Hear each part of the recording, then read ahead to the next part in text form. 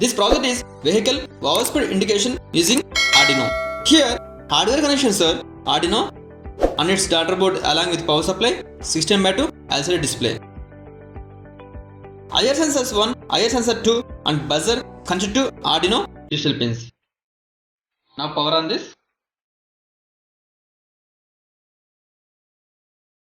We can see here an LCD, no vehicle, that means road is empty. Here IR sensors can detect speed of vehicle. Two IR sensors placed like shown here. If vehicle cross one IR sensor, then Arduino starts the calculating timer until second IR sensor activate. Based on timer value, it will calculate speed of the vehicle.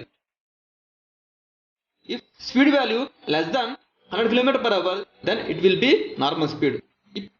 If speed more than 100 km/h, then it will be overspeed. That data we can see here on LCD.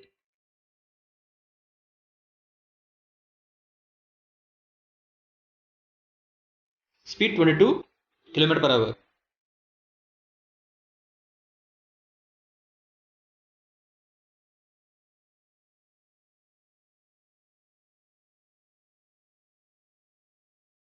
(47 km/h) normal speed.